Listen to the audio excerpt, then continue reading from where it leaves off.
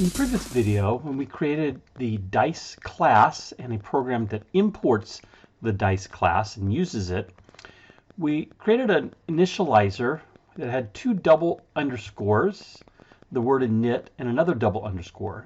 And I refer to that as a dunder method or a double under method. That's where the name comes from.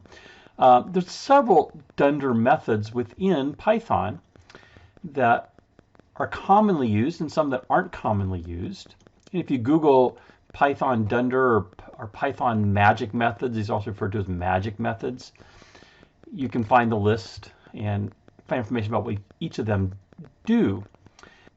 The other one I want to show you in this video is the underscore str underscore. What this method does is simply prints a string value that is returned from the string dunder method or the str dunder method when you use it in a print statement. So if we were to print our roll, our dice roll, we could have it print just as it did when we did the show roll. In fact, what I'm going to do to demonstrate this is I'm going to go to the dice py file. I'm going to change the show roll name to underscore underscore str underscore underscore. The str dunder method returns a string, which is what would be printed out if we were to print the instance of the object. And so I'm just going to leave the body of the method the same with this return statement. I'm going to save my dice.py file. Let's come over to our program, and the show roll method is no longer there.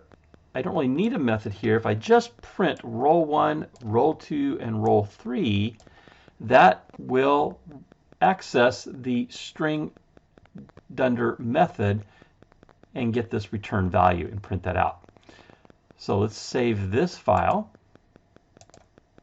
and let's run it. As you can see, it did the same thing before. Values are different because these are randomized. So we got the two values of each die and the total for each of the three rolls, and then the sum, 6 plus 6 plus 9, is 21.